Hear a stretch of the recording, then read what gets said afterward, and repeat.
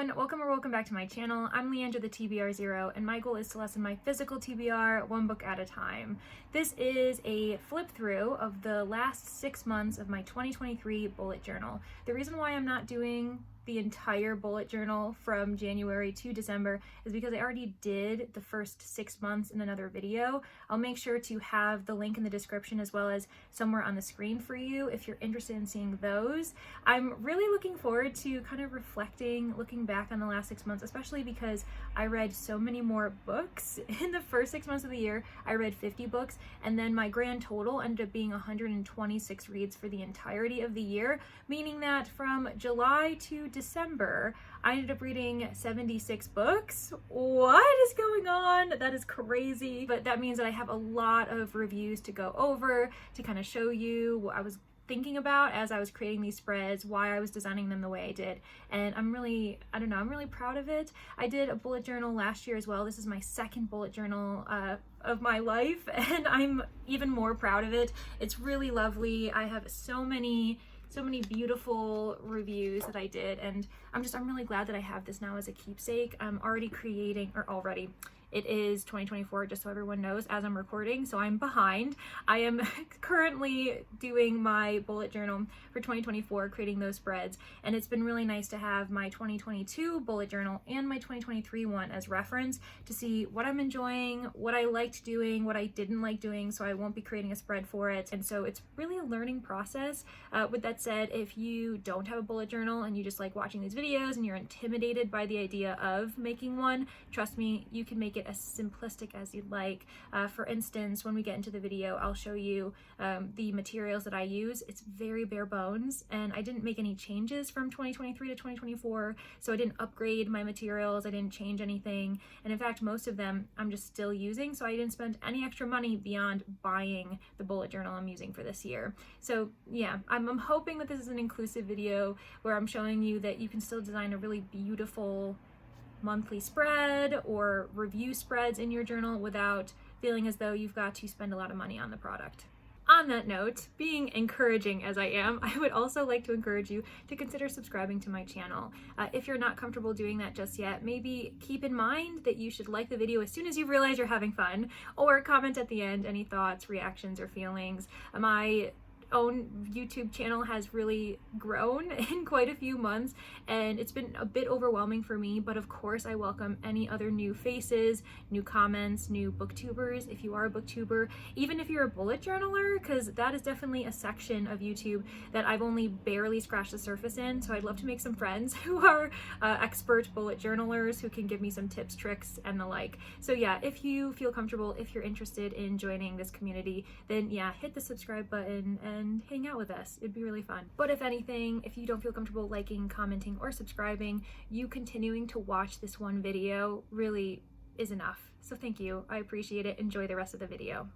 Here is my first spread. It's the reading journal title page. I decided in 2023 that I wanted to bring 2022 with me, a bit of inspiration, and so all of those books that are designed below the reading journal title were my favorite books from 2022, and I tried to spread out the love to various genres, various types of authors, and it came out really well. I ended up kind of carrying that over in my 2024 journal, but in a much more subtle way, because I decided to switch things up a bit. This one you'll see is just an explosion of color. Like, I literally am just like, I wanted color everywhere, and I succeeded.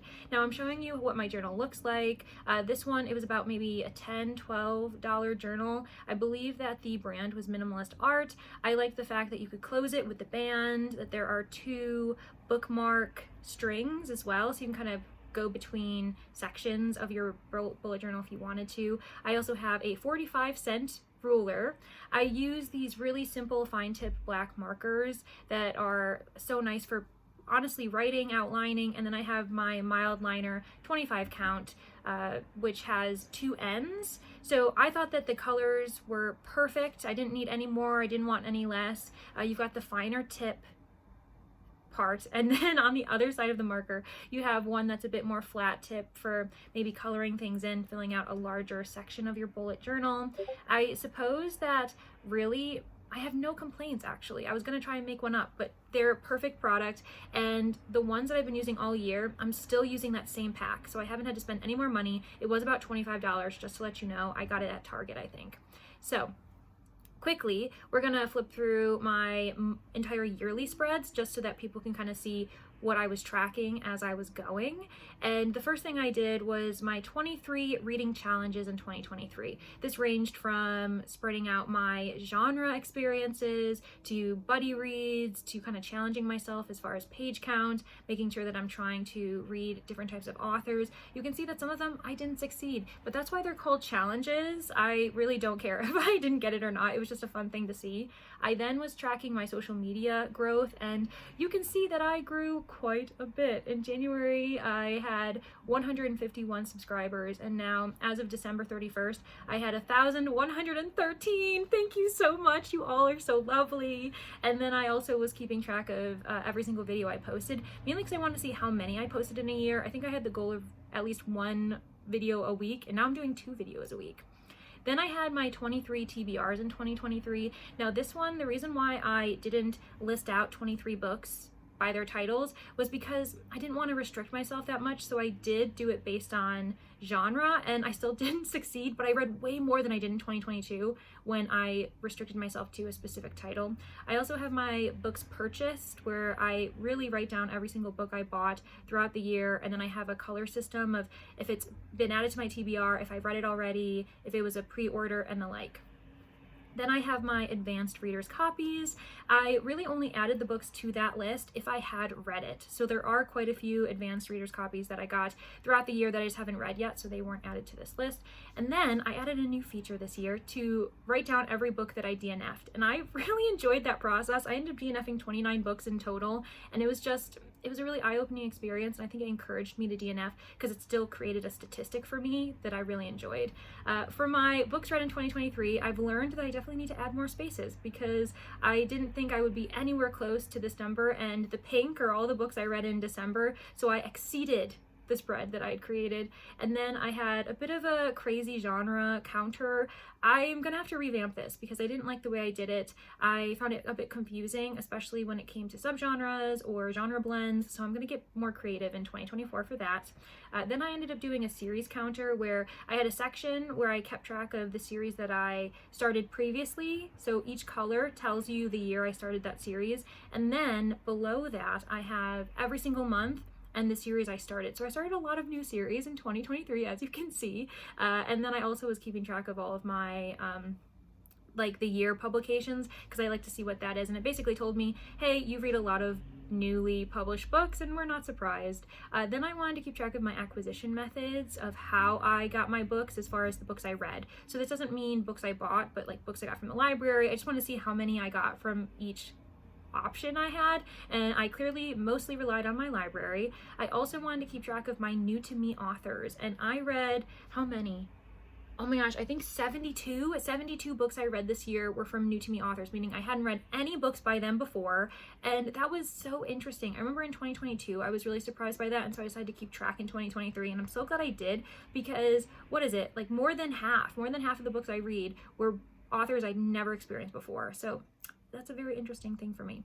And then I've got my monthly statistics. So for that one, I kept track of whether it was a middle grade, a YA, or an adult book. And then I also kept track of star ratings. So 1 through 5 stars. And my average ratings were definitely between, I think my lowest months were like 3.3 all the way to kind of low 4s. And that makes sense, especially because I am such a DNFer that I ensure that for the most part, I shouldn't have a monthly rating that is like below 3 stars, because I refuse to mostly read any book that I think is going to be a 2 or a 1 star before it ends.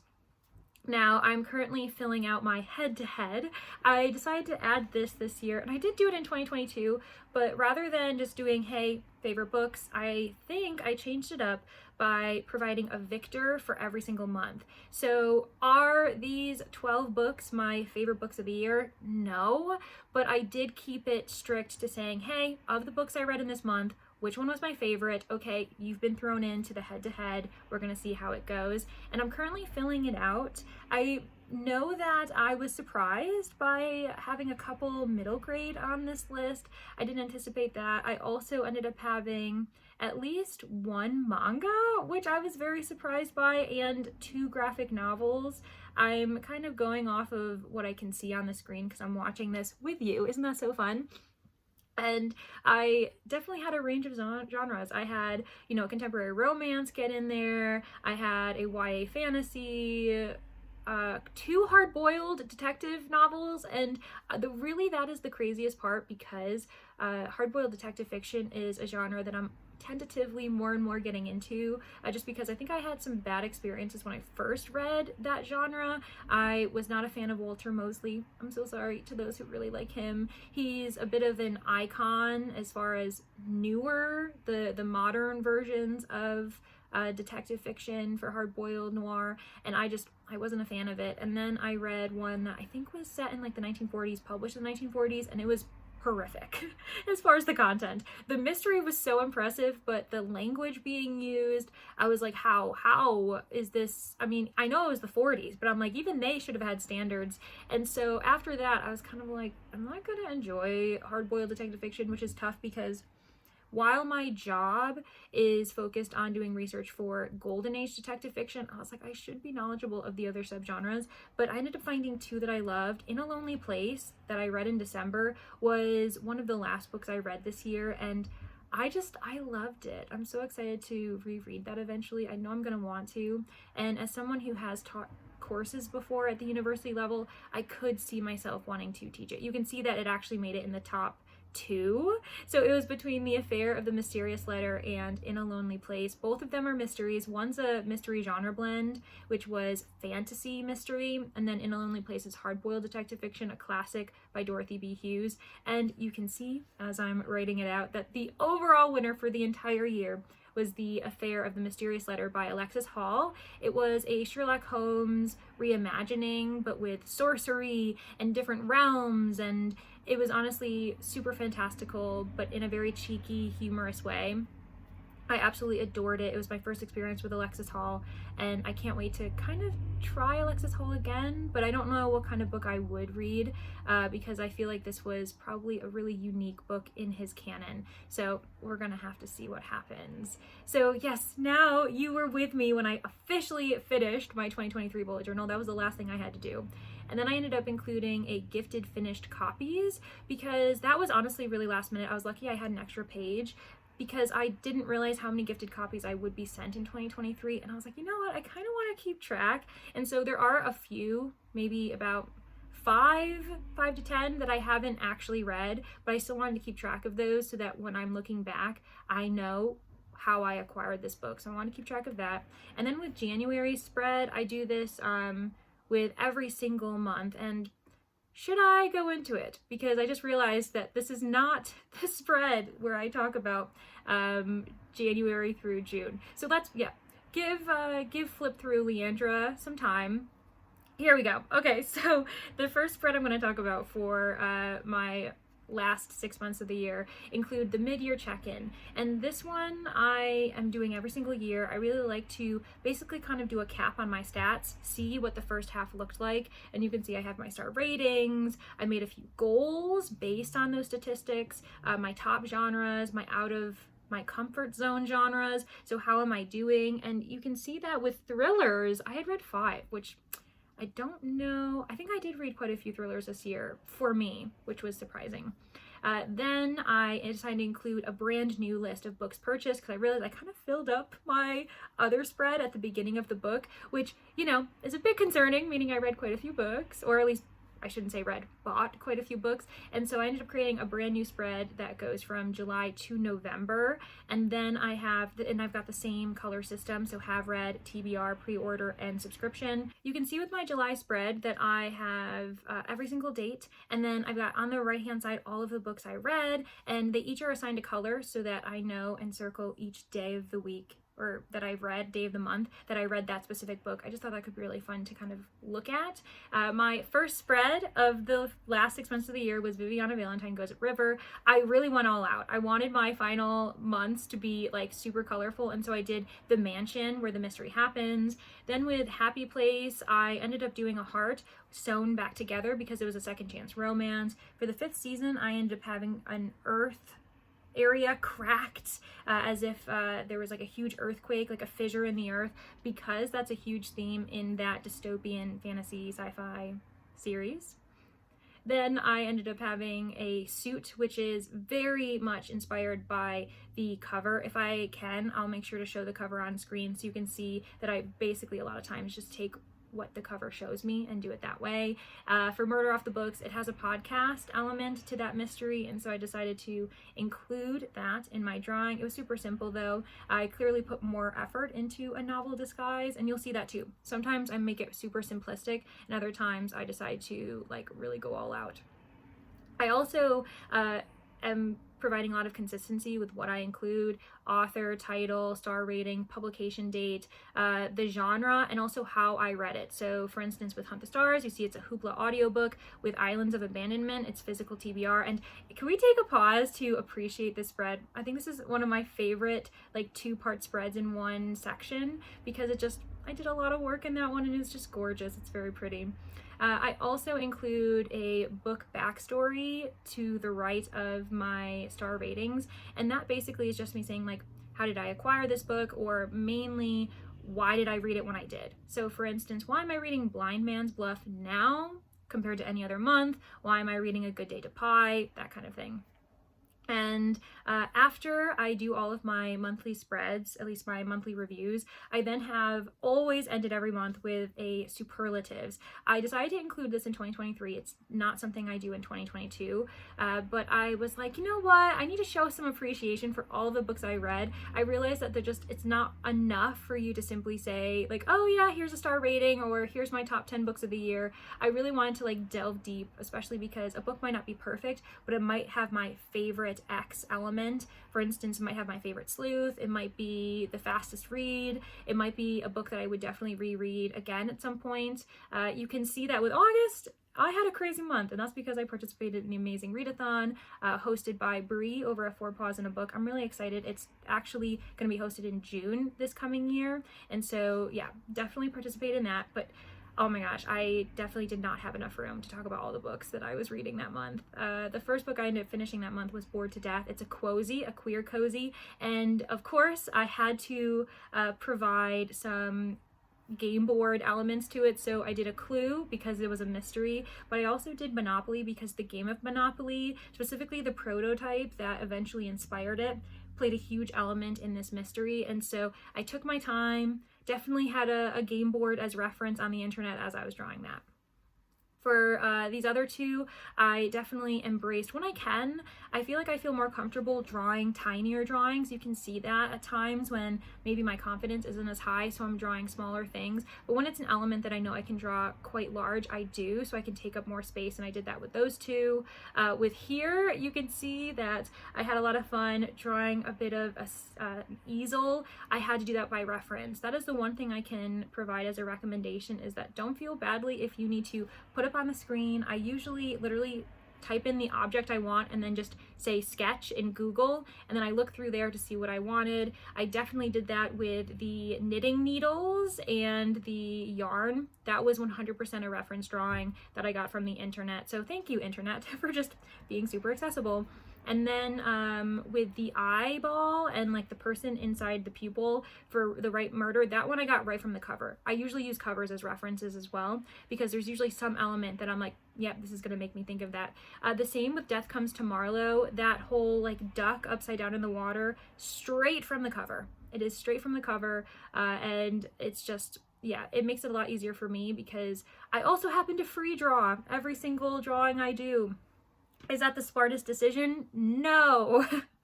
It has definitely led me astray many times, and I don't recommend that to everyone, especially if you are someone who relies on a sense of perfectionism, something that is positive at some times, but also a bit of a detriment to your creativity at others. So don't be like Leandra and free draw if you're not comfortable. With September, you can see it's a much slower month. There were a few days of the week where I didn't read, and that's because I was in a bit of a slump. I think I was feeling a bit of the amazing Readathon withdrawals because it was such an intense readathon and I was reading every single day so much that in September I could not process things. I also started a new job and there was just a lot of new things happening in my life, and it's interesting how your bullet journal can also show that. The ebbs and flows of your reading experiences and also the ebbs and flows of your personal life. I know that I'm getting really weirdly philosophical here, but hey, you're along for the ride. If you're still here in September, thank you, viewer, I appreciate you. So with The Murder Wheel, that one was a mystery that involved a beautiful kind of wheel of, what is it called? Carnival wheel.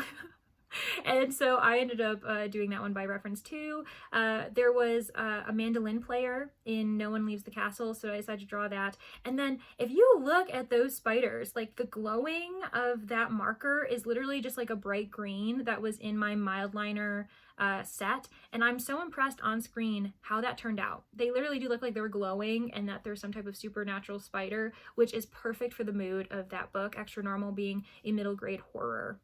With my September superlatives, you can also see that the superlatives are, I don't know, it's difficult because when I have a million books that I read in a month, then the superlatives are really helpful. But with this, when I had only read a handful of books, it does make the superlatives a bit difficult to kind of appreciate because you're like, I've only read a couple books and not all of them fit all of the categories I provided.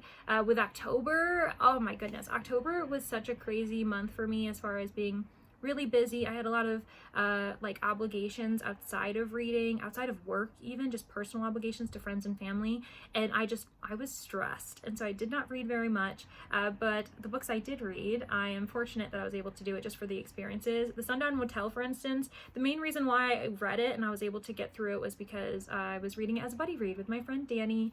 Even though we didn't like it, I still have fun reading with her every single month, and I try to create a review spread for every book we read, for the most part, if I have strong feelings about it.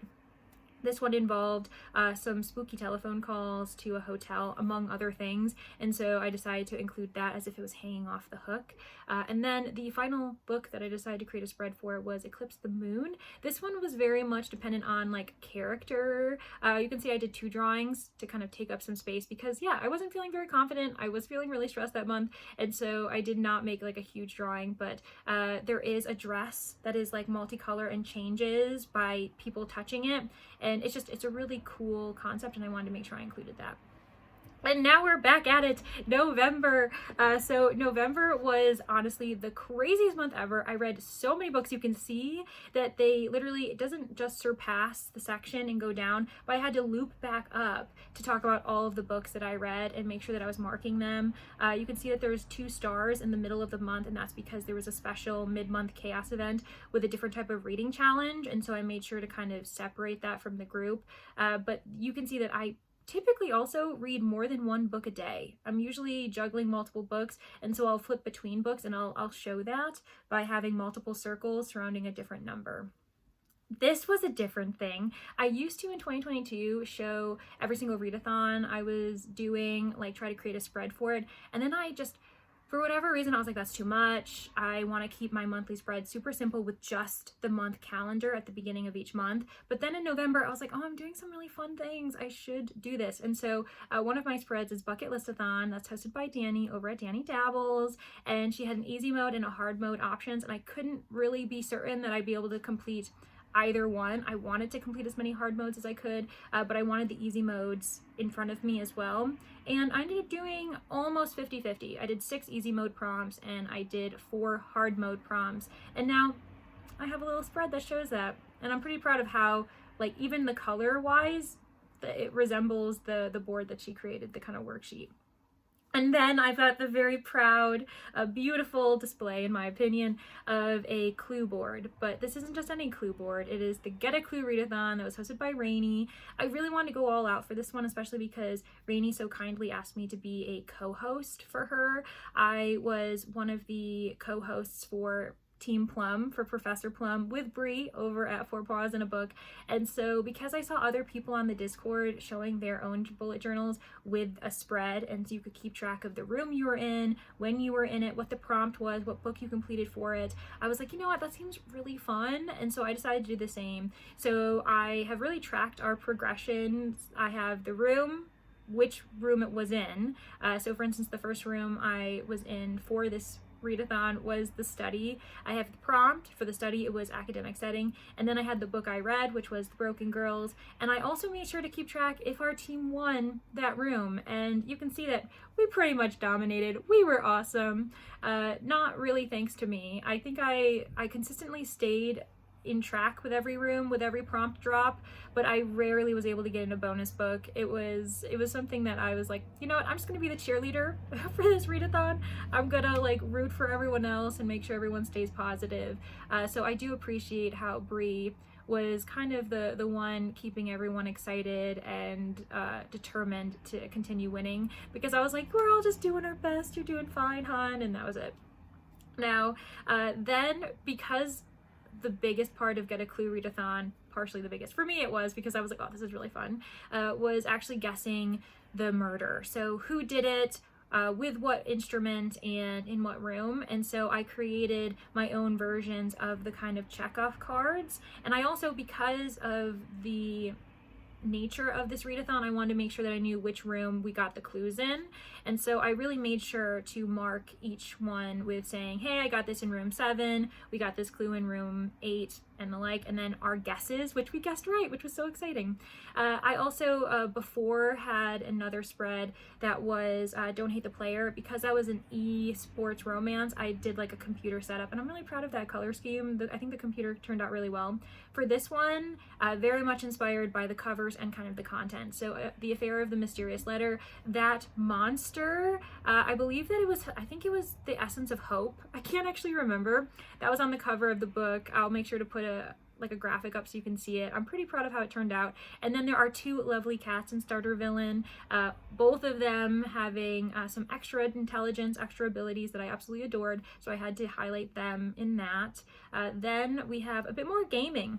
For whatever reason, in November, I had a lot of reads that had cats, and I had a lot of reads that involved gaming. And so Cat Plus Gamer, I decided to combine 2 volumes of manga together, just because, I don't know, with manga, because they're so short and really enjoyable, but I didn't feel like making a spread for 1 volume. I decided to combine them together. And then the Penguin Pool Murder had 2 penguins, 2 lovers, and so because they're like companion penguins, I couldn't just have 1 penguin on this spread. Now, my November superlatives, this shows the opposite side of the spectrum, where because you read so many books, it was actually harder for me to kind of sift through them all and give superlatives, especially because, if I'm being honest, I don't know why, but even to my books, I want to be a fair person and like spread the love and mention as many books as possible to the superlative awards. And so it's very funny how I try to like stretch it, being like, you know what, this one was great for this, and yeah, so I think that there needs to be a happy medium of the number of books I read for the superlatives to not feel like I'm kind of stretching it to make every book feel loved. And then with December, the final month of the year, I also read way more than I anticipated. I did not expect to have this busy of a month, but here we are. I read so many books, and you can also see that for this one, I don't typically do any other kind of fancy designs in my spreads, but I provided a bit of like leafage and the kind of, I don't know, Christmas berries. I never know what they're called, but we see them in designs all the time. The reason why I did that was because I actually made a mess up, and I was like, oh, there's this extra line here, I need to fix that. And so I decided to create a design that covered up a mistake that I did. So tricky Leandra. Now with Salvaged, I did not like this book, but you know what I did like? I loved drawing the Foxfire, which is this kind of bacterial, fungal UFO that is kind of plaguing and risking the lives of pretty much everyone in the universe. And so it's this bright blue substance that just gets everywhere, this fungus. And so I decided to kind of like interpret it. And so I decided to draw it in that way. And I think it came out really good. Now, oh my gosh, I'm really proud of this spread as well, mainly because I went all out for the elevator for the Intuitionist. I hope you can tell it's an elevator. I think it's really obvious. I think I did a really good job with that. And then with Bloom, I specifically did a plant, but I looked up for reference a snake plant, because that was kind of pivotal in the descriptions and understanding the themes, the relationship that went on between Ro and Ash. And then there was a pot that broke in the book too, and so I decided to kind of show the cracks, and I think it's very metaphorical. And then we have the birthday murder and the 7.5 deaths of Evelyn Hardcastle. With the birthday murder, I took both of those images right from the cover, which is totally fine. And then I decided to create a compass because that was kind of one of the pivotal objects right at the beginning of the book, and also just direction. It has a lot of themes there. And also, Nell, if you're watching, I'm so sorry, but I was not a fan of the 7.5 deaths of Evelyn Hardcastle. And if Nell isn't here, don't go tell her. Just like let her think I liked it. Now with the Night House, this one is also from the cover. There's this dark figure in one of the windows of the house on the cover that I decided to showcase there. And then In a Lonely Place, this is not based off of the cover I own, but it is based off of a cover I saw when I was like Googling, and I was like, oh, that looks really cool, because I was trying to figure out some type of inspiration what to draw, and so I took that specific car image right from the cover. It looks really awesome. If I can find that vintage cover, I would totally buy it. And then my final superlatives spread for December. You can actually see too that I wasn't afraid to say not available or not like applicable. So for instance, for the saddest read, I didn't really read any sad reads in December. And then for favorite gray character, I didn't really read any books with gray characters, or at least gray characters that I like was that impressed by. And so it's okay, you can just say not available. I'm not voting, I'm not providing an award. And then here is my end of year spreads. I really kind of condensed it, but I think it looks really cute that way. I made sure that the end of year is colorful, but then with each color I decided to follow that color scheme and assign a different statistic with it. The star totals I think came out really well actually, as far as like drawing out all of the stars. And yeah, I'm so grateful for how amazing this reading year was. Not only was the booktube community just amazing per usual, are we surprised, but this bullet journal is something I'm really excited to be able to keep. It's a great keepsake for me. And yes, I have a lot of fun drawing and doing all these things, but that's just the tip of the iceberg. It's really lovely to be able to just have something that I can look at and not have to say like peruse Storygraph or Goodreads to see like what I was reading and what I was thinking at the time.